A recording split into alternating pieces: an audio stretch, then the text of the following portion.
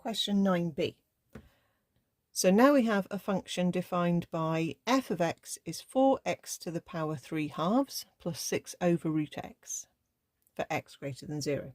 And the first thing we have to do is find f dashed x, which means we have to differentiate.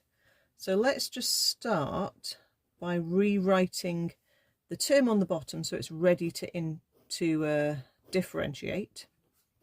So the square root x would be power a half on the bottom, and then as we hop it up to the top, it'll be 6 times x to the power minus a half.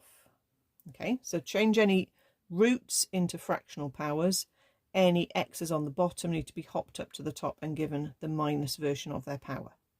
Now we can differentiate, and we can say then that f dashed x is, so we're going to bring the 3 halves down to the front and drop x by 1 whole power. So we'll get 4 times 3 over 2, which we can work out as 6x to the half. And then the other term, we're going to bring the minus a half down to the front, and x is going to drop by another 1 whole unit, which is going to drop to minus 3 halves. And again, we can do 6 multiplied by minus a half to make a minus 3. So we'll get, as I said, 6x to the half, and then a negative 3x to the minus 3 halves. So that's the first step. Part 2, it says when x is greater than k, f of x is an increasing function. Determine the least possible value of k. Okay, this isn't a very easy question. The increasing function, that phrase means your gradient is positive, okay, because your graph is sloping upwards and increasing. Okay, so we've just worked out the gradient here.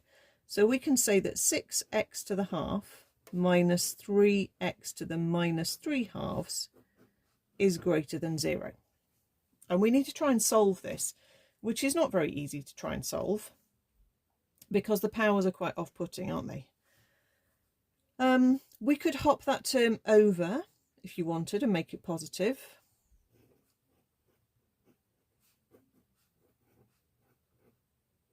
It doesn't alter the power of the term, it just changes it from a negative to a positive.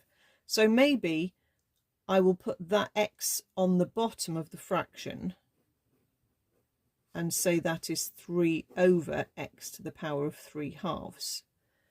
That's a technique that's quite useful for a negative power, is to put it back on the denominator and then get it off the denominator by multiplying it up onto the other side.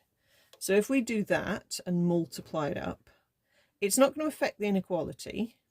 Okay, we are multiplying up, and as we multiply up, remember you can add your powers. So you've got power half times power 3 halves, like that, and we can add our powers to get 6x squared is greater than 3, which looks so much nicer now. Let's divide through by 6. Remember, we're trying to find out something about x, okay, the least possible value. So basically what x has to be bigger than, okay, that's what we're looking for. When x is bigger than k, we're trying to find the value of k. So we're trying to solve and end up with x is bigger than something. And all we have to do here is square root. Okay, so if we square root a half, or square root 0.5, turn it into a decimal because it says give it to 2 decimal places, we're going to get 0.71. So it's a bit of a strange answer, a bit of a strange process, okay, but that's a useful technique to remember how to deal with negative powers, is to pop them on the bottom and call them the positive power and then multiply up by that.